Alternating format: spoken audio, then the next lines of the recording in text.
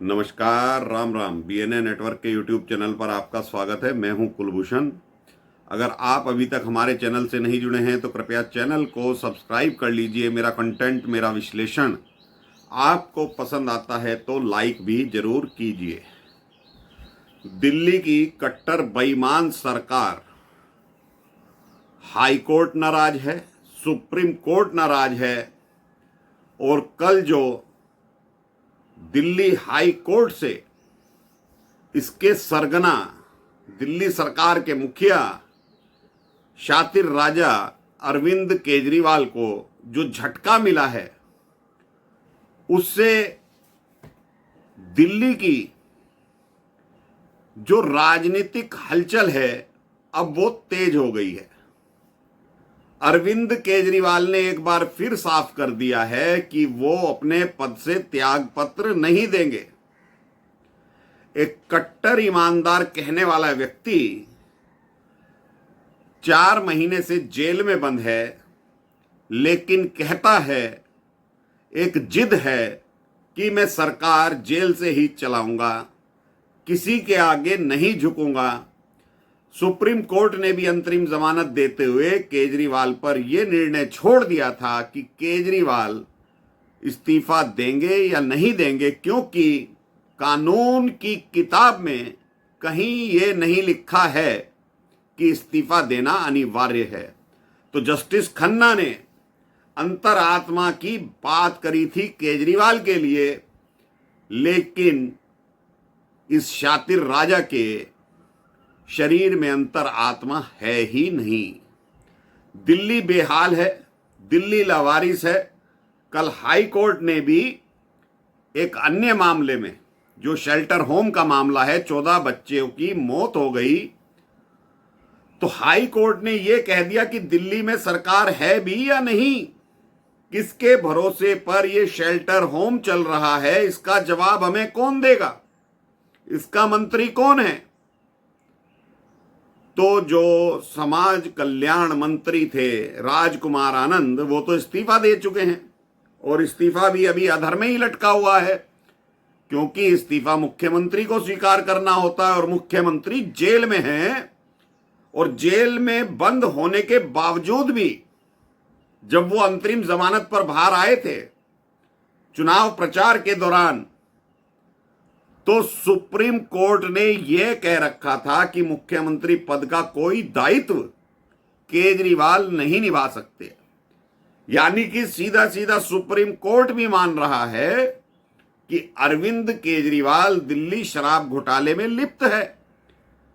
अंतरिम जमानत दे दी गई, इस वजह से दे दी गई कि भाई एक फील्ड चाहिए चुनाव प्रचार के लिए, सबके लिए लेवल फील्ड होना चाहिए, इक्वालिटी होनी चाहिए। और राष्ट्रीय पार्टी का नेता है अरविंद केजरीवाल, तो जस्टिस खन्ना और दीपांकर दत्ता ने लीग से हटते हुए अरविंद केजरीवाल को अंतरिम जमानत दे दी थी।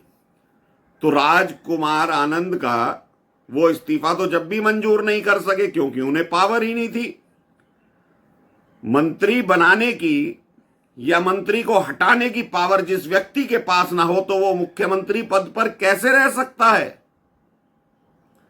दिल्ली की जनता आज एलजी महोदय की तरफ देख रही है, केंद्र सरकार की तरफ देख रही है कि किस बदहाली में लाकर दिल्ली को खड़ा कर दिया गया है। शातिर राजा की तो गलती है कि वो त्यागपत्र नहीं दे रहा, उसकी जगह कोई दूसरा मुख्यमंत्री नहीं बन पा रहा। लेकिन क्या एलजी ने आंखें बंद कर रखी हैं?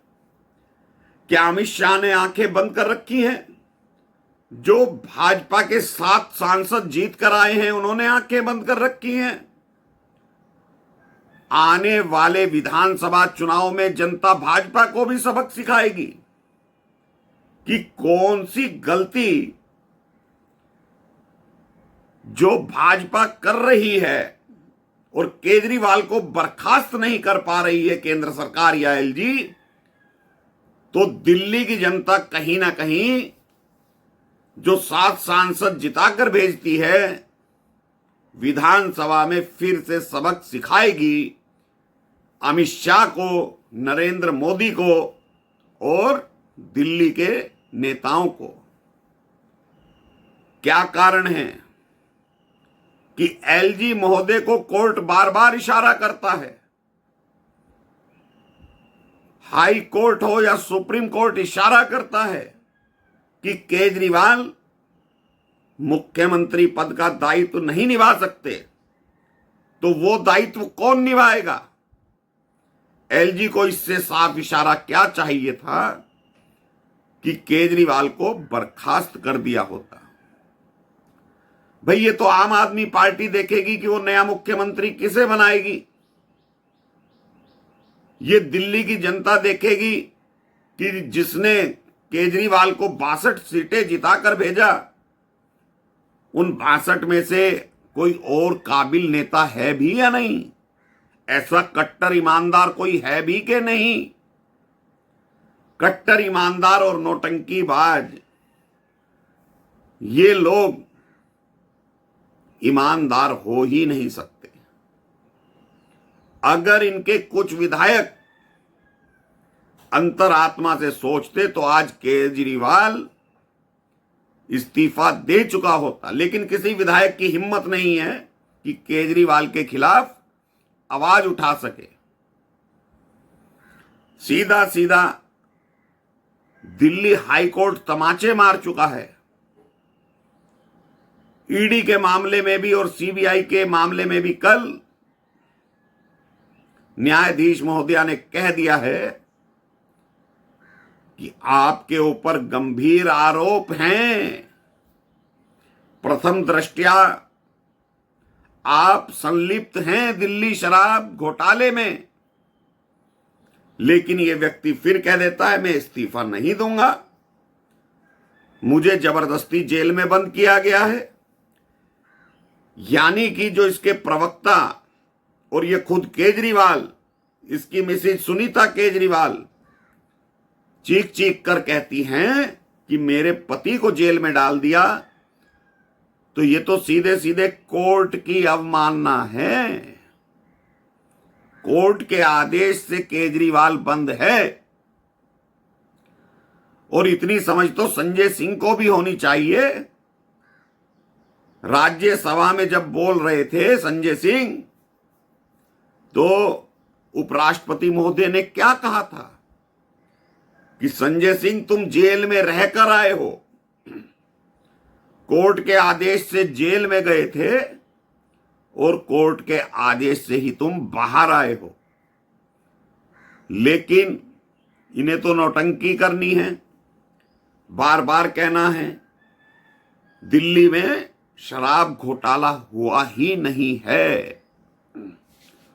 तो दोस्तों, कल का जो वर्डिक्ट आया है दिल्ली हाई कोर्ट का, फैसला कुछ दिन पहले सुरक्षित रख लिया गया था,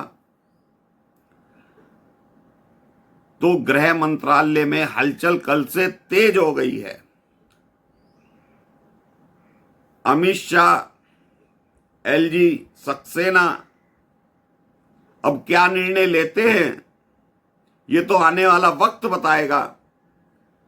लेकिन जो गृह मंत्रालय के सूत्र बता रहे हैं, संसद का सत्र खत्म होते ही अरविंद केजरीवाल को बर्खास्त कर दिया जाएगा।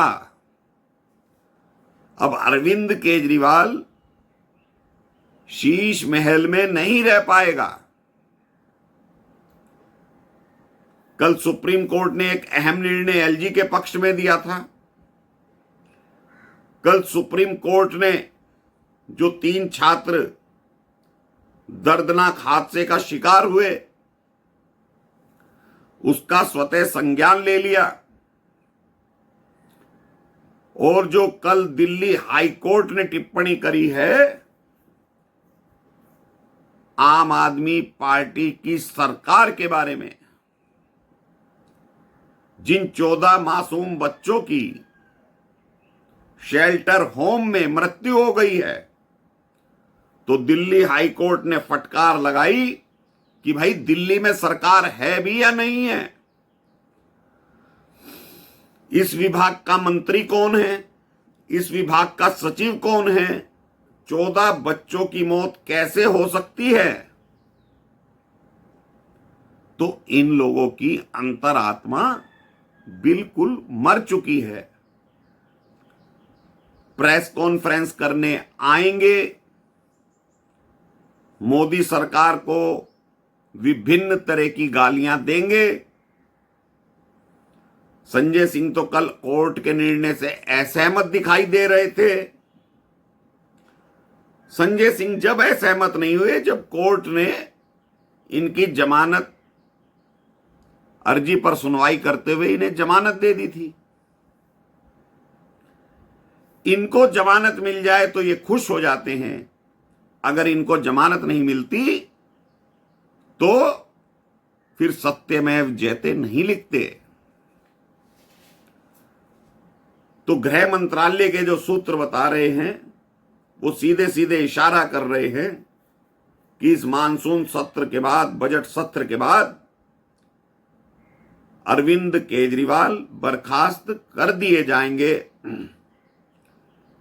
क्योंकि केजरीवाल को जमानत या अंतरिम जमानत मिल भी जाती है किसी कोर्ट से तो उन्हें मुख्यमंत्री पद का कार्य करने का दायित्व नहीं दिया जाएगा।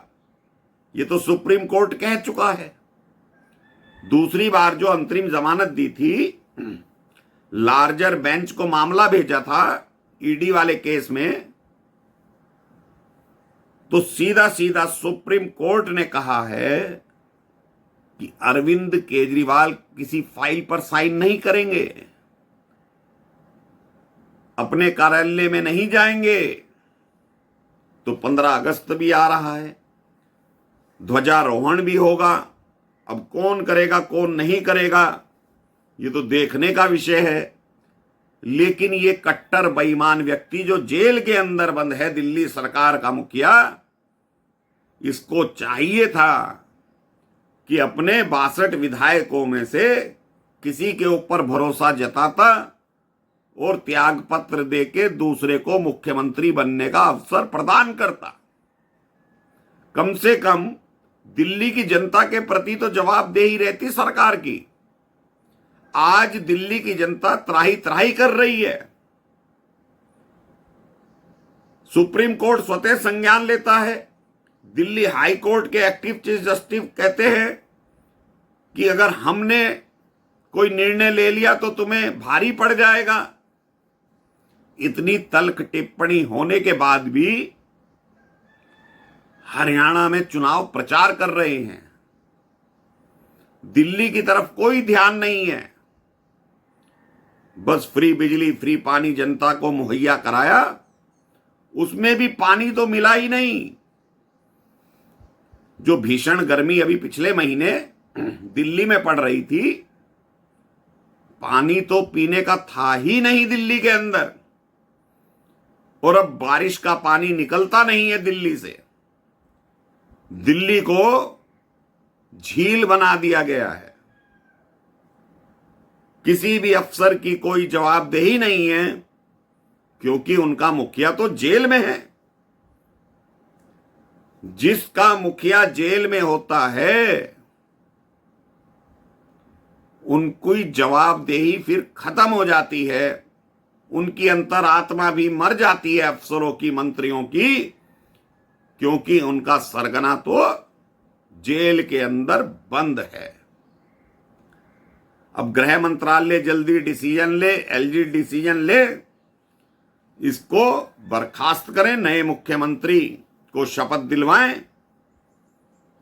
यही दिल्ली वासी अब इंतजार कर रहे हैं। वरना भाजपा को भी आने वाले विधानसभा चुनाव में इसका परिणाम भुगतना पड़ेगा, क्योंकि केंद्र में सरकार चाणक्य महाराज की है। 7 सांसद जिताकर भेजे हैं दिल्ली की जनता ने, तो नरेंद्र मोदी के विश्वास को और मजबूत किया है। तो कहीं नरेंद्र मोदी, अमित शाह दिल्ली वासियों के विश्वास के साथ विश्वास घात तो नहीं कर रहे केजरीवाल की तरह, अब ये सोचने और समझने का विषय है। तो दोस्तों, अभी के लिए इतना ही। मेरा कंटेंट, मेरा विश्लेषण आपको पसंद आए तो लाइक जरूर कीजिए, चैनल को सब्सक्राइब कर लीजिए, बेल आइकॉन दबा लीजिए। धन्यवाद। नमस्कार। भारत माता की जय।